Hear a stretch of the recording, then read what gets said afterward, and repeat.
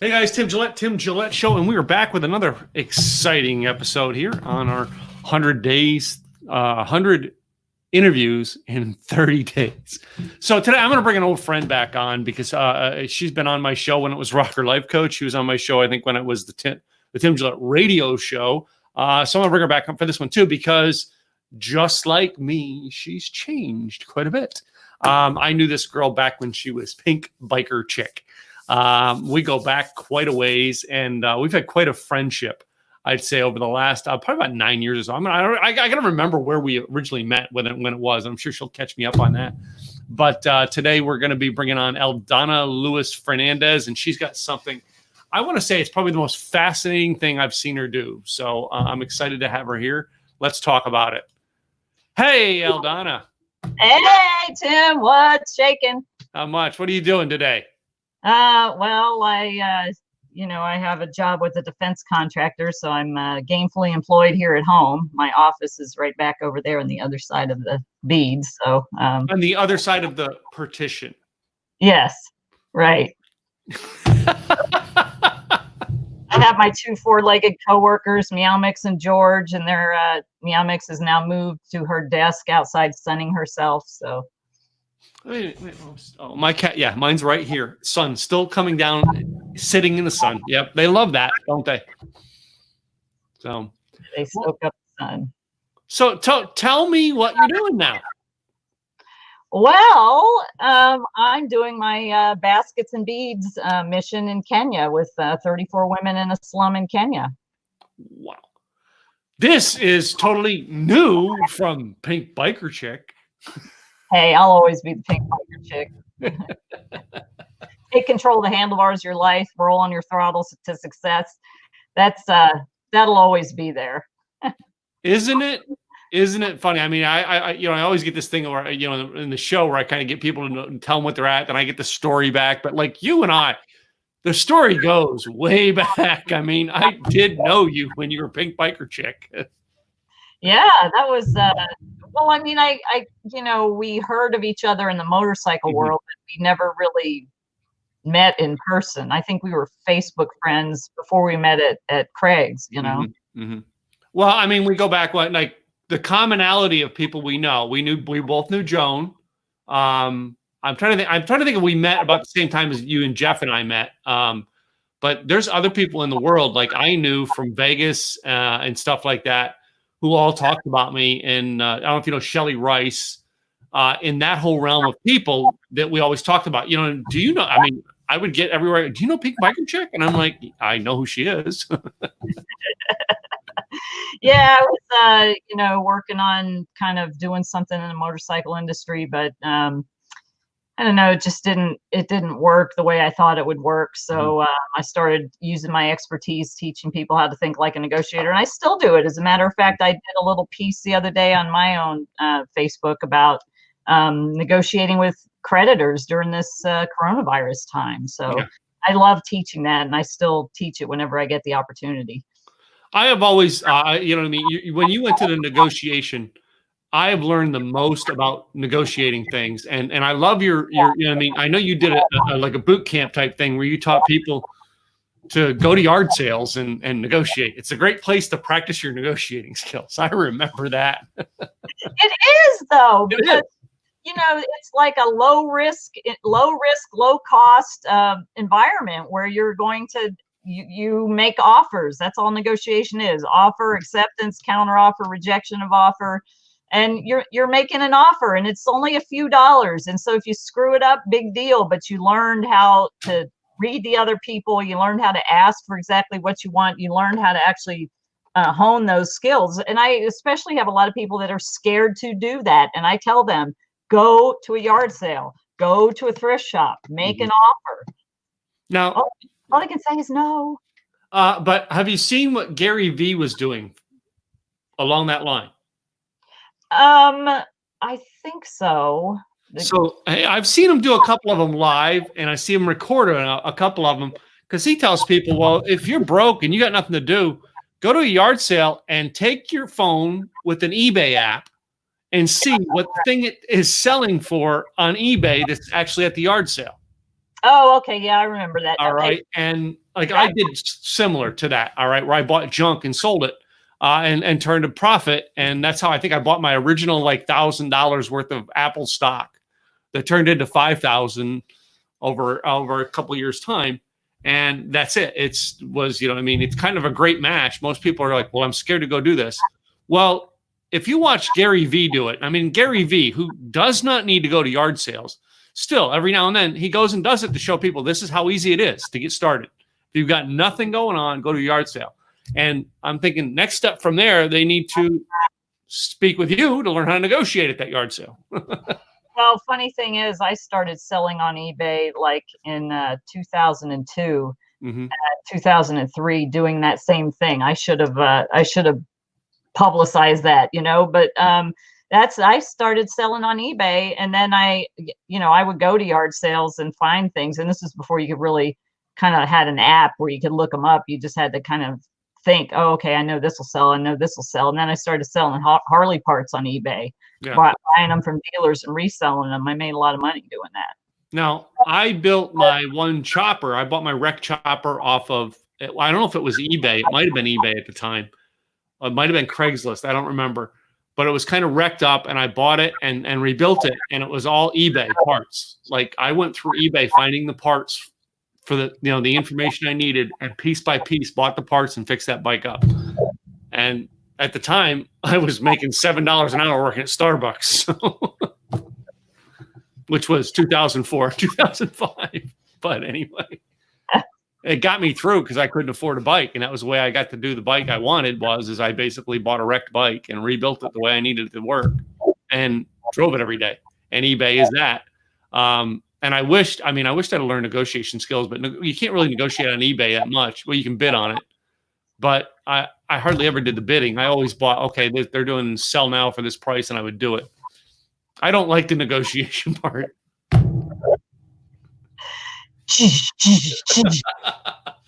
I don't. I don't. When I sell things, I don't negotiate. I basically put up, this is my bottom line price. Give it to me, yes or no. I don't deal with it. Because that's negotiation. You've just put your bottom line and said there's no room. Although any negotiator could always make another offer, but when I sold my Harley last year, and I sold all of my extra gear and stuff I didn't feel like storing anymore, and extra parts and trinkets I had. And I marked it up. I think I sold everything for it was like $25 for whatever you wanted. So I had a CVO Harley Davidson bike cover. This thing you can't get, and I sold it for $25. So it's like, if you're going to negotiate $25 off of a $400 cover, you really can't afford to be buying that cover. Yeah, I was in a workshop recently, and we're talking about, the guy was teaching negotiation, and we're talking about like my beads, and he's like, oh, with that story, would you negotiate that? And this other guy says yes, and I'm like, well, go ahead, I'm not going to sell to you. There's just some things.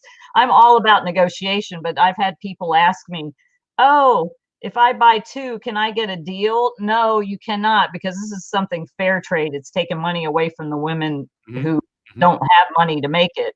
So I love it when people ask me that. And my question coming back to them is, how many places in your house do you have with running water that you can actually drink out of?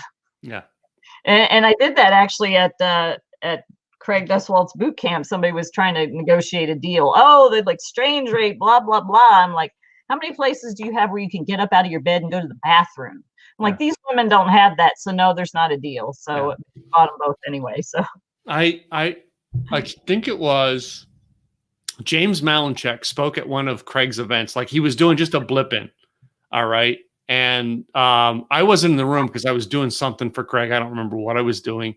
But at the end, I come back out and James is like outside talking to people. And I said, well, what did you offer? And he said, such and such for like $1,000. I'm like, and I sold however many I had. And I'm like, well, I'll take that. And he said, I'm sorry, I only had a limited number. I said, well, I'll pay the extra 100 for shipping. And he said, Tim, I went through Eldonna's course. You can't negotiate with me.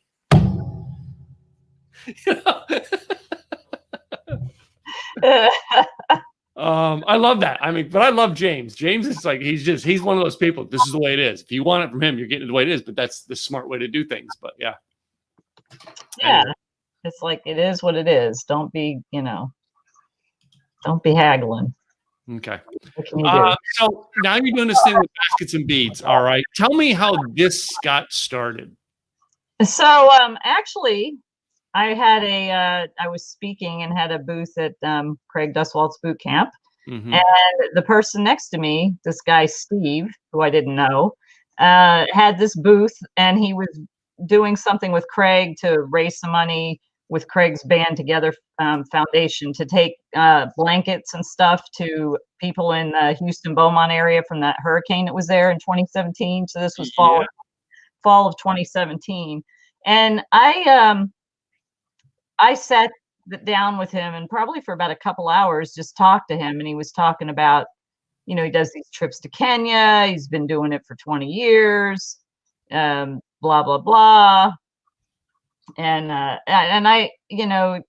I didn't realize he's a retired pastor for my church, but I'm never like one to be like, oh, that's so and so, whatever. I'm just your person, your name's Steve, I'm talking to you. But he talked to me, and I didn't make a decision then. And then Craig had his event, his Rock Your Life event, and that the big event that he had in Orange County. And I went to that, and he was there again, and he had a lady, Sister Frida, who I'm now very good friends with, from Kenya. She was there visiting from Kenya and sharing about her clinic and hospital and how they help people in their schools and stuff. And I just felt really strong I needed to go to Kenya. So I raised some money to go to Kenya, and I went in February 2018. And we were there to kind of do outreach and take supplies like, food and clothing. And we went to a place called the Kipsongo Slum there, and I met the women there. And, they sang, and they were so happy, and they had nothing. They live in little mud huts, no running water, no kitchen, no bathroom, below the poverty line, like, critical poverty level. And a lot of them were prostituting themselves to make money, or picking food out of the dumpster, or selling illegal alcohol. And one of the ladies gave me this bead. This one, I always usually wear it when I speak or interview, because her name's Patricia. Mm-hmm. She gave me this bead. It's made out of magazines. And she said, I want sponsorship for my son to go to school. And I thought, oh, maybe I can do that. And there were a few other ladies that had like blankets with some of these things on them, and they were selling them, but we didn't have any money and didn't know anything about that, and got in the vehicle and went back. And I found out that somebody on a previous trip had given them a $300 microloan to start little businesses with buying the materials to make the things and baskets and beads. And I woke up in the middle of the night with this God-inspired idea to buy some beads and sell them with my book when I speak. So baskets and beads, that name kind of came to me. And I bought half a suitcase of beads, brought it back, and I sold out. Got some more, and I sold out again. There was somebody, I was speaking at a Toastmasters conference, spring conference up in the Napa area, and the guy who was planning it, his son was in Nairobi.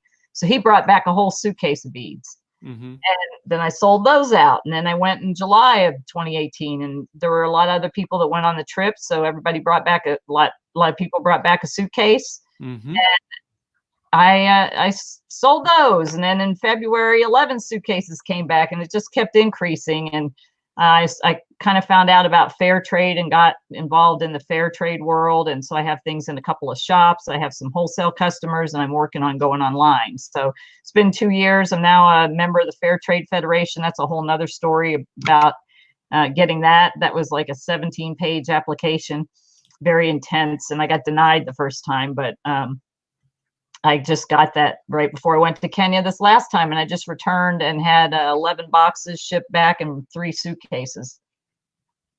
Wow, that's a lot to be shipped back. It's just you probably never behind me. Yeah, there and there. It's like you stumbled into an opportunity. Yeah, and it's an opportunity to be of service, and you know, being in the military 23 years, like I never really realized my life was in service, and it's just it when I go, it actually feels like I'm going on a deployment because I'm getting geared up to go. And I was just there for 2 weeks, and I got back just in time ahead of the whole coronavirus thing. Yeah. Was able to get my product all shipped in. So when I work during the day, I might here at home, other than I had to go in yesterday for a site visit. But I'm working during the day from home, and then at night I'm working, getting my online store going and trying to get the online stuff up and running. Wow. So, you know, in doing this whole thing, you still, I mean, you're still working a job, all right, but now, would you say with what you're doing here with baskets and beads is bringing you a lot more joy and happiness than, like, you know, Pink Beggar Chick or Think Like a Negotiator ever did? Yeah, because you know, even though in the other things I was serving people in a way, this is serving people that are marginalized. They're it's actually, you know, the whole thing I've always been wanted to do is women's empowerment, and I'm able to do that in a way that you know, I don't see myself as their boss. And I tell them this, we're in partnership together. I'm helping them become entrepreneurs, and I'm using all the skills that I've learned along the way to help them be more confident, be more successful. And, you know, I have bigger visions and bigger goals, like to buy some land, and I'm actually going to have to build a place for them to work because I can't seem to rent one. Unfortunately, there's discrimination over there that people won't rent to me because they're a certain tribe, and and they're in the slum. And it's like, oh my gosh, you know, I guess that's anywhere. But The blood's all over again? well, it's just yeah, it's like rival tribes, warring tribes, and it's kind of like they wait outside. It's sad, they wait outside for us when we go have our tea party at this one location, because they'll get chased out of there, and I'm just kind of like, are you kidding me? So it's just that kind of stuff happens everywhere. People get bullied, people get harassed, people get discriminated against. But I'm teaching them how to be business owners, run their businesses. And my director in Kenya, she meets with them. Well, not now, obviously, but because they're on social distancing as well. They've only got 25 cases there, but it keeps growing every day. Mm. So, you know, just she works with them weekly, and they're doing something called table banking, because most of them don't have government IDs or birth certificates, so it's hard for them to get a bank account. So that they have like a group that manages the bank, and people put money in and take money out. A couple of them have even started their own second business. They have little kiosks where they're selling like washing powder and things like that. So they go buy it wholesale and then they resell it. So they, you know, I got a couple of them that have multiple streams of income. I'm like, yeah.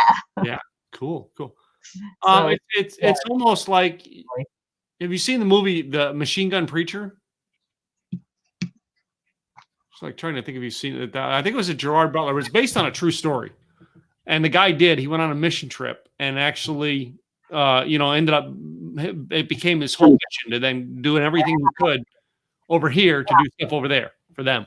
And I don't remember what country he went to or whatnot, but it was based on a true story. And I've actually seen pictures of the real guy, but I was supposed to meet him at an event, but I didn't go to that event.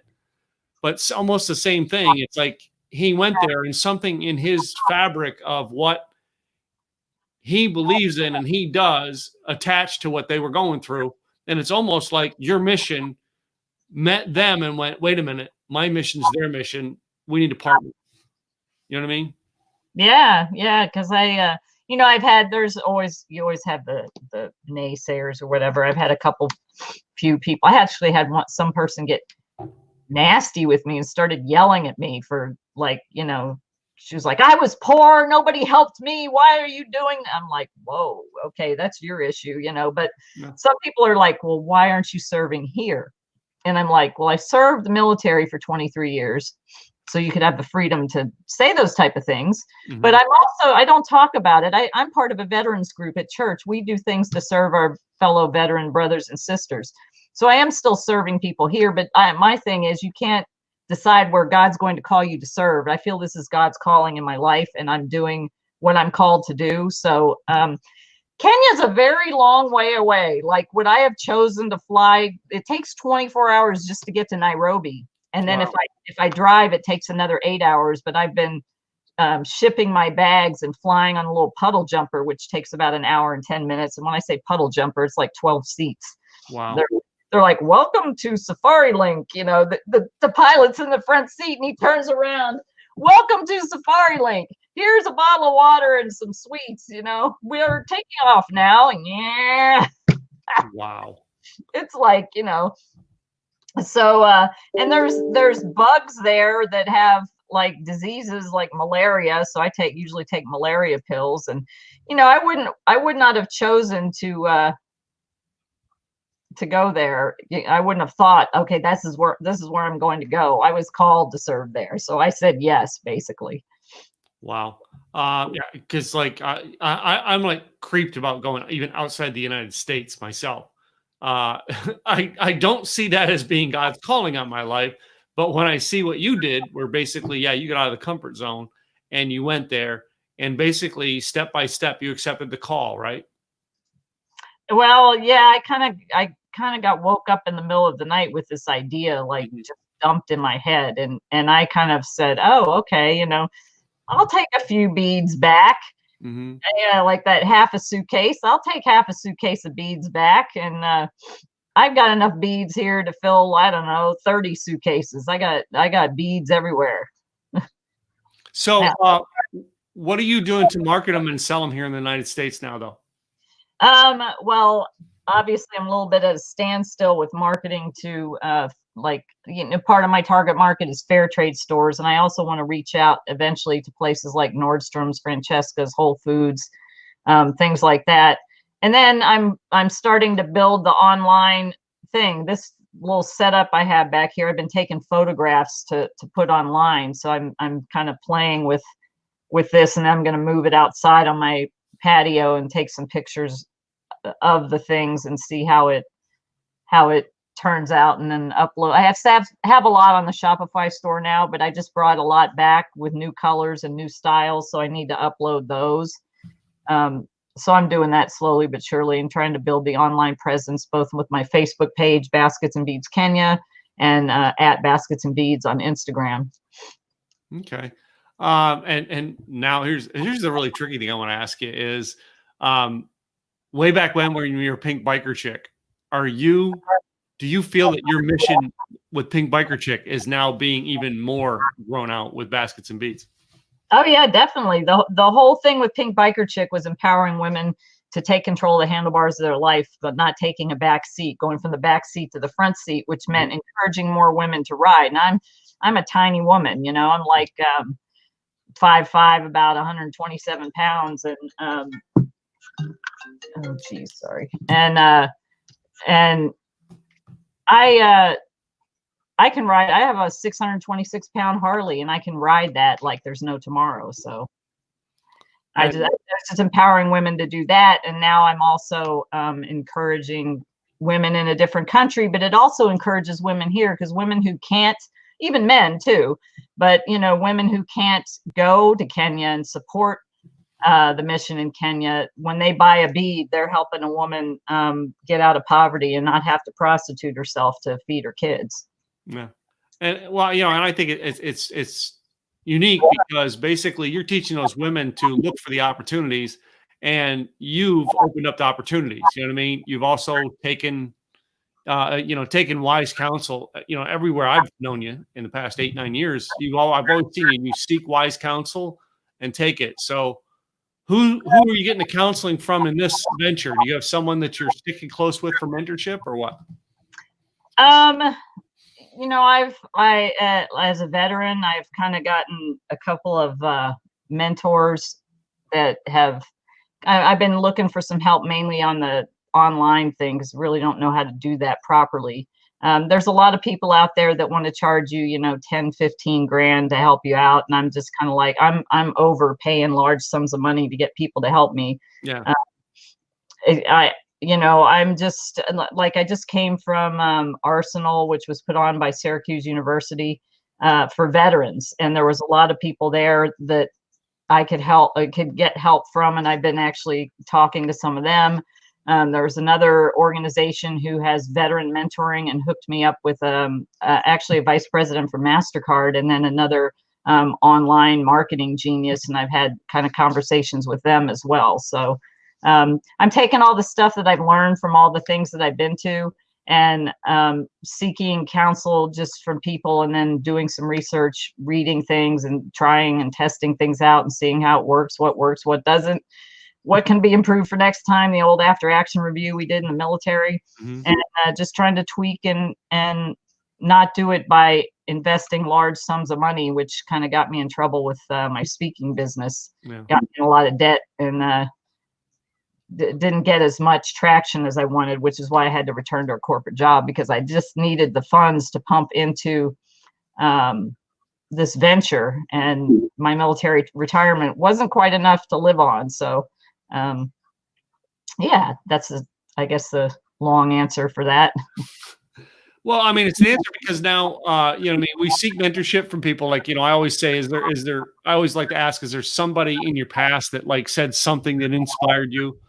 I know you and I have them because you and I have talked about them. But the other thing I want to say is now you're the mentor to these girls who are now in Kenya. Are you doing anything else for them mentor wise other than just bringing their beads back?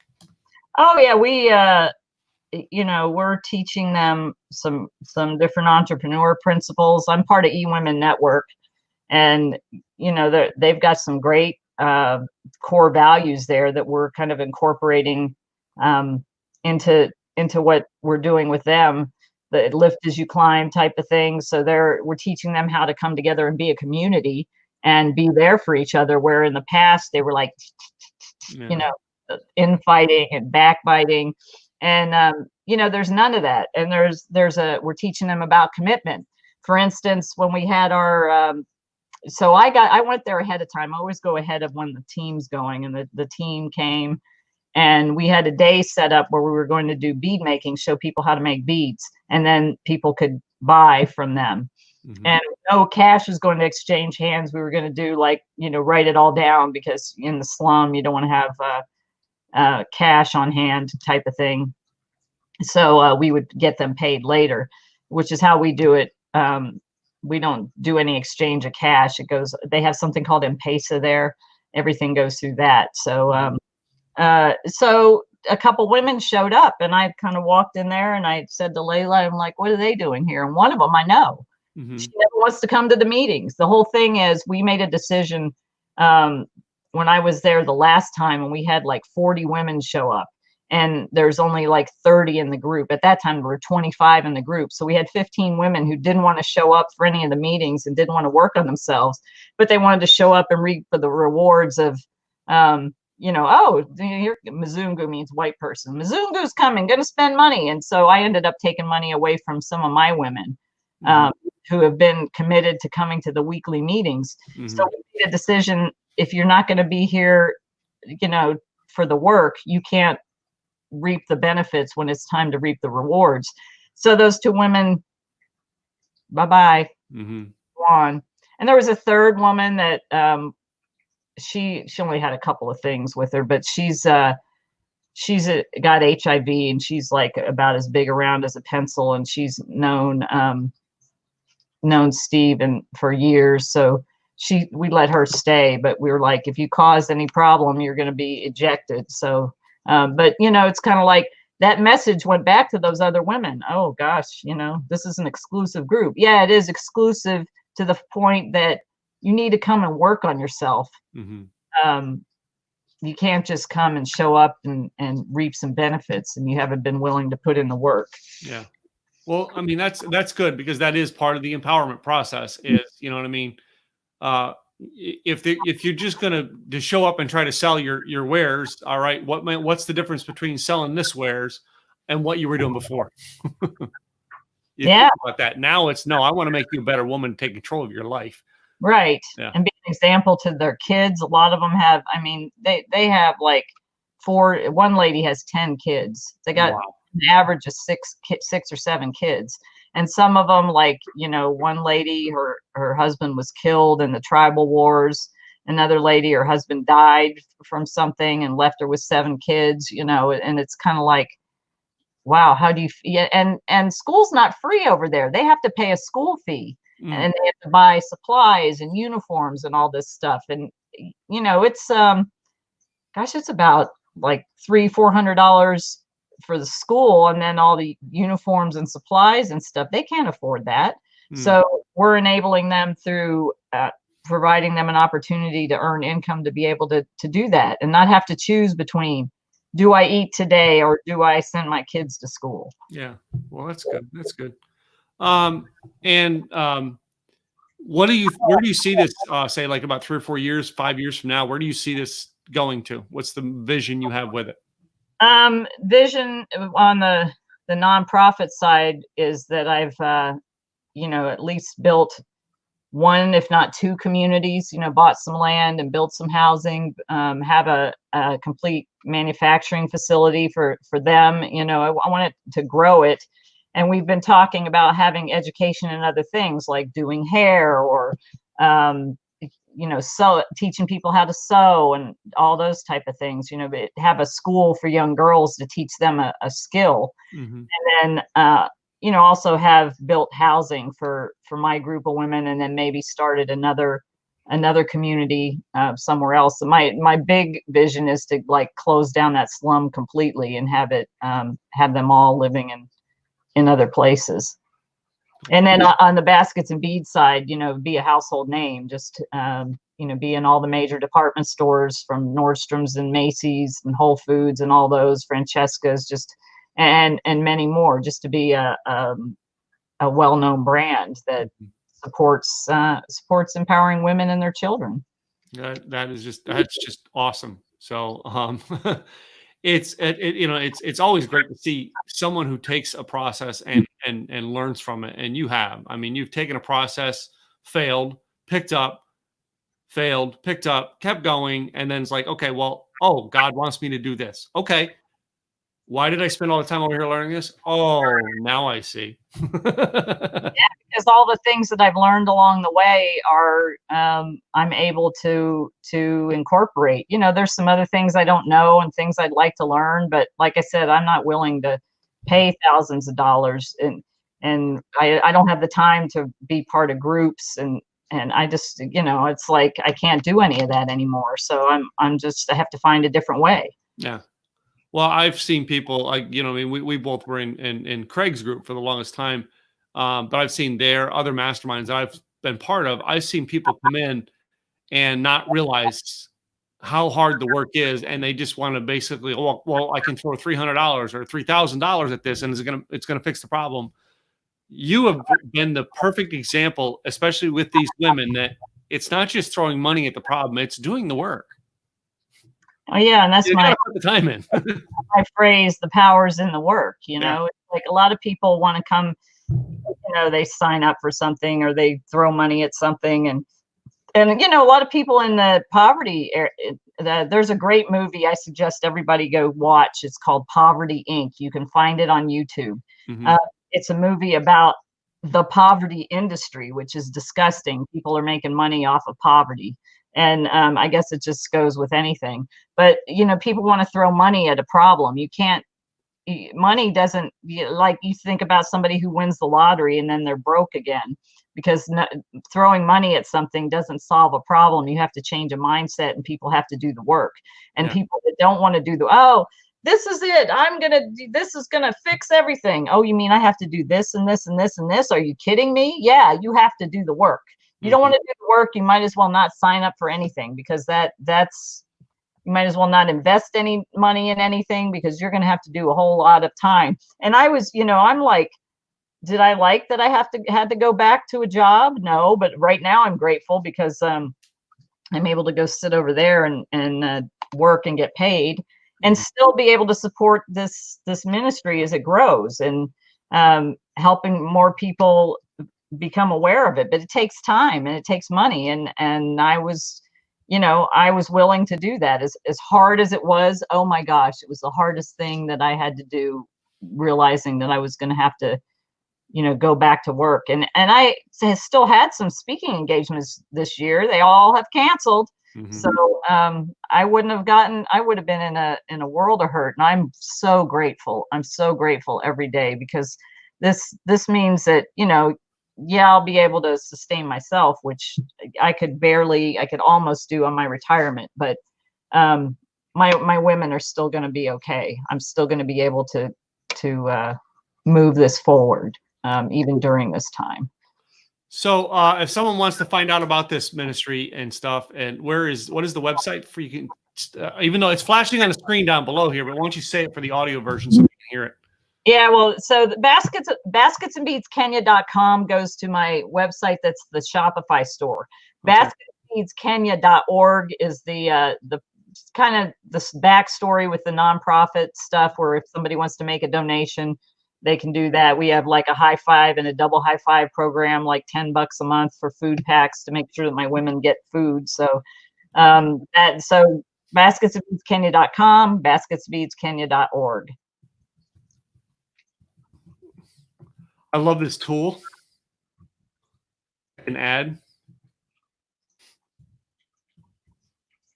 and save, and let's see if it'll work now. Okay. Two of them together. .com and .org. So I'm still working on the Shopify store. Like I said, I've been taking a lot of pictures. This is bracelets on a broom. Yeah. So these are all made out of paper. So I've been doing different things, playing around with.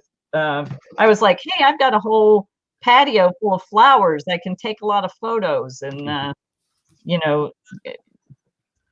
just playing around. Mm-hmm. Mm-hmm. See if I can get some good photos to put up on the Shopify store. And I've uploaded a few things in the last few days, but it takes a minute. So Okay.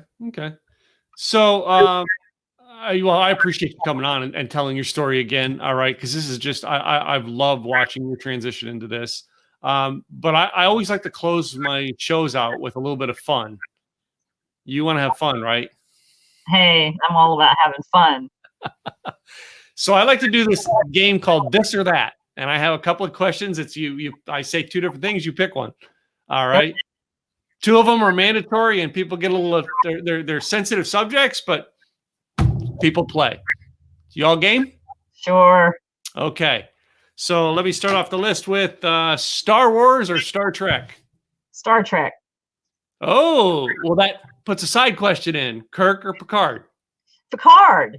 I like Kirk too, but Picard, So yeah, John, who was my last person, same thing. He was same thing, like Picard as well. So Next Generation, that's my favorite. Yeah.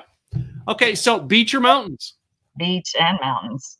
Beach and mountains. No, you got to pick one or the other. So all right, beach. Beach. Yeah. You live in California. You got to have the beach on your favorite. 15 miles away, but I can't go. 15 minutes. Yeah. Go. So coffee or tea? Tea. Tea. Huh? With the baskets and beads and the tea time, you kind of figured that with that one. Yeah. Not a coffee girl. Love the smell of it and can't stand the taste. Okay. Okay, and we've got then we go down to beer or wine. I don't think you drink anymore though, do you? Wine if I have anything. Yeah.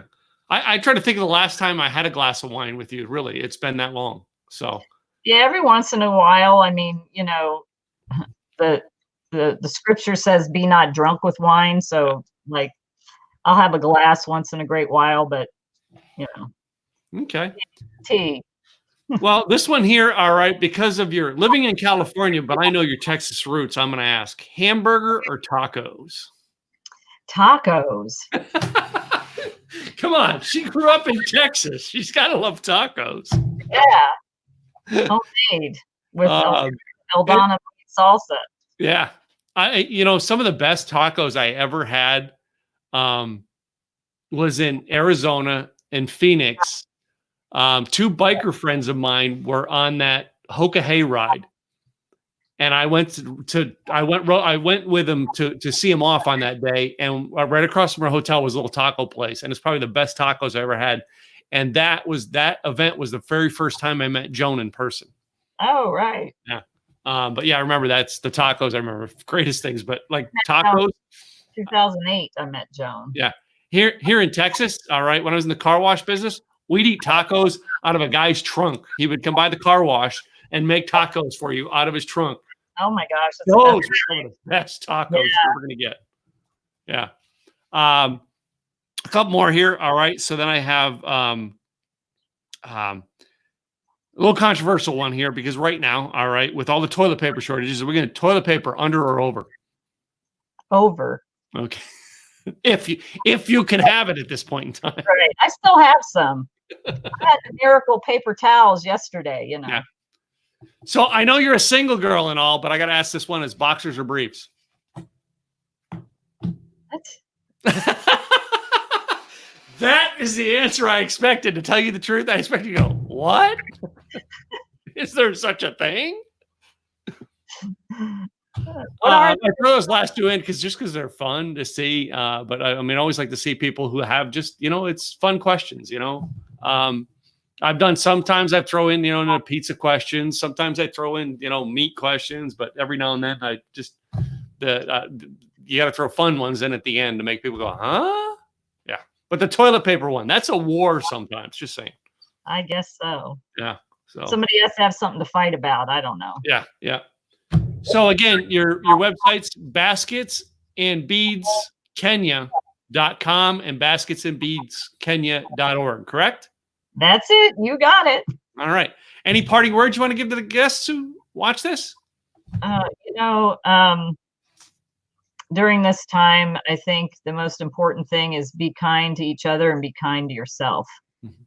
Self-care is very important. A lot of people, how do you do self-care? You hear a lot of people say, oh, all you have to do is positive thinking or this or that or the other. There are some people who can't get from here to there because of the state that they're in. And my suggestion is to stay off of social media and stay off of the internet and just, I check it in the morning to see, okay, California, where are we? What are the numbers? All right, I'm done. Then, I do my couple of social media posts and then I start working and then I go outside of my garden sanctuary and, play in the flowers and then. Well, I mean, I love it. It's great advice. All right. We'll keep positive, keep through this. Thanks for coming on the show today. I really appreciate you as always. Thanks for having me. You bet. So guys, it's another Tim Gillette show here and gone. Great. Eldonna, Luis Fernandez. Thanks for joining us today. We'll be doing more of these. I'm on a kick to do 100 interviews in 30 days. So, somebody be great in the show, by all means, introduce me to them. Love to bring them on the show, interview them and find out about them, just like we did with Eldonna today. I'll see you next time with another episode. Bye.